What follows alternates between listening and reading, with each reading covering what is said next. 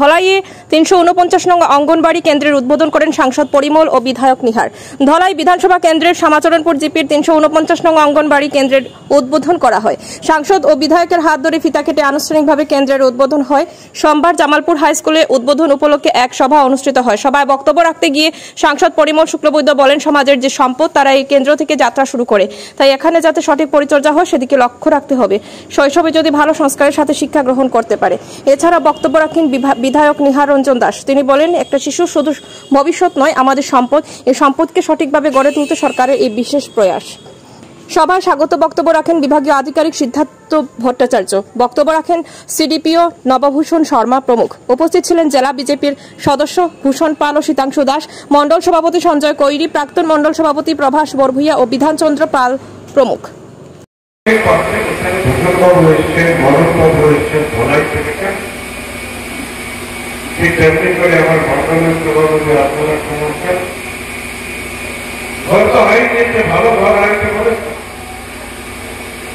তারপরে আমরা এলাম একটু দূর দূরান্ত থেকে একটা অঙ্গনবাড়ি কেন্দ্র উদ্বোধন হবে। আর এই উদ্বোধন হবে, এই উদ্বোধন উপলক্ষে আমরা এসেছি যেখানে আগামী দিনে এই অঞ্চলের ভবিষ্যৎ শুধু নয়, সমগ্র রাষ্ট্রের ভবিষ্যৎ নির্মাণ। এই অঙ্গনবাড়ি কেন্দ্রে যারা লেখাপড়া করবে, যাদেরকে আপনারা মানুষ তৈরি করার প্রয়াস করবেন, এরা যদি প্রকৃত মানুষ হয় তাহলে তার বাড়িতেও সম্পদ হবে, তার সমাজেও সম্পদ হবে, রাষ্ট্রেরও সম্পদ। যদি ওখানে ছোট সমাজ বিগড়ে যায় তাহলে বাড়ির গেলাম, আমার কাছেও বিগড়াই থাকবো, আমার কাছেও বিগড়াই থাকবো, আর আপনার রাষ্ট্রের কাছেও বিগড়াই থাকবো। তোর যদি একটা হয়ে যায় কোনো কারণে, তুলি ধরা মা বাপ যদি শিখাইয়া দিতে পারেন না, তাহলে কার কোনো শিক্ষা করতে কম করছেন কিনা? এখানে আগামী দিনের ভবিষ্যৎ নির্মাণ হবে। আর এই ভবিষ্যৎ যাতে ভালো করে নির্মাণ করা যায়, তার জন্য আমরা সবাই পরম পিতার কাছে প্রার্থনা করতে। আর আমরা এই অঙ্গনবাড়ি কেন্দ্রে যে আমাদের ওয়ার্কার আছেন, হেল্পার আছেন, তাদের কাছে আমরা বিনতি করে এসেছি, বলে এসেছি যে আপনারা এই জীবশ্রেষ্ঠ মানুষগুলোকে মানুষ তৈরি করার জন্য যে প্রয়াস করার প্রয়োজন, কারণ আপনাদের কাছ থেকে শিখবে। মা জন্ম দিয়ে আপনাদের স্কুলে পাঠিয়েছে, যখন তার শিক্ষার পরিবেশ, শিক্ষার মন, শিক্ষার মানসিকতা, শিক্ষার মনন তৈরি হবে, তখন সে একদিন শিক্ষার কোনো অক্ষর ইতিহাস নয়,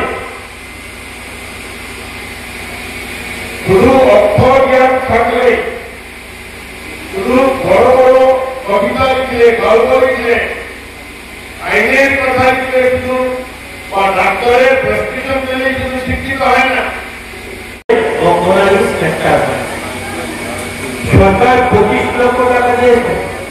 এই 25 লক্ষ টাকায় একটা অঙ্গনওয়াড়ি সেন্টার আছে, যেখানে শিশুরা আজকে পড়াশোনা করবে।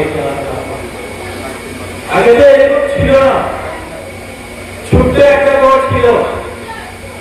সরকারের শিক্ষার হার পরিবর্তন হয়েছে।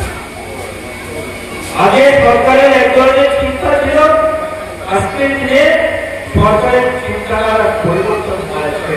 সরকার 25 লক্ষ টাকা খরচ করে মডেল অঙ্গনওয়াড়ি সেন্টার করছে। কেন বলাচ্ছে? আজকের যে সরকার, এই সরকার মনে করে আজকের যে শিশু, সে শুধু এদেশের ভবিষ্যৎ না, এদেশের সম্পদ। এই সম্পদকে ঠিক করে গড়ে তুলতে হবে, আর তার জন্য তাকে সব ধরনের ফেসিলিটি দিতে হবে। একেবারে শিশু অবস্থা থেকে তাকে সব ধরনের ফেসিলিটি দিয়ে তাকে গড়ে তুলতে হবে। শুধু মডেল অঙ্গনওয়াড়ি সেন্টার নয়, আপনারা লক্ষ্য করেছেন সরকার একটা হাই কোটি কোটি টাকা দিচ্ছে। আগে ঘরগুলো করতে নতুন নতুন বিল্ডিং হচ্ছে।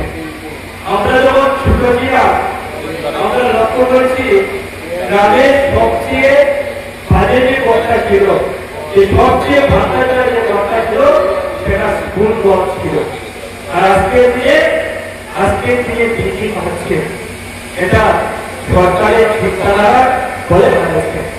আগে সরকার শিক্ষাকে গুরুত্ব দিত না, কিন্তু বর্তমান সরকার, কেন্দ্রের নরেন্দ্র মোদী সরকার এবং রাজ্যে আমাদের জনপ্রিয় মুখ্যমন্ত্রী হিমন্ত বিশ্ব শর্মার সরকার, এই দুই সরকার শিক্ষাকে অত্যন্ত গুরুত্ব দিচ্ছে এবং যে শিশু এসে সম্পদ তাকে সব ধরনের দিয়ে তাকে গড়ে তুলতে হবে, এই ধরনের চিন্তাধারা নিয়েছেন। আর এজন্যে আজকে আমরা বিভিন্ন জায়গায় ভালো ভালো স্কুল আপনাদের কাছে একটাই অনুরোধ থাকবে, আপনারা আপনাদের ছেলে মেয়েদেরকে এখানে পাঠাবেন। এখানে পাঠালে সত্যিকারের মানুষ হবে। আর এই কথা বলে সবাইকে আমারও আন্তরিক শ্রদ্ধা নমস্কার করে বক্তব্য শেষ করি। অঙ্গনওয়াড়ি কেন্দ্রে মডেল ভবনটি উদ্বোধন করা হয়েছে। উদ্বোধনের পরে সত্যি এমন লাগছে যদি আবার আমরা শৈশবে ফিরে যেতাম, এমন সুন্দর ভবনের মধ্যে আবার পড়াশোনা করতে পারতাম। কারণ আমরা দেখেছি একটা সময়, আমাদের সময়ে যখন আমরা পড়াশোনা করতাম, এক জরাজীর্ণ ঘর ছিল, গ্রামের মধ্যে একটা ভাঙাচোরা ঘর থাকলে মনে হতো এটা বিদ্যালয়।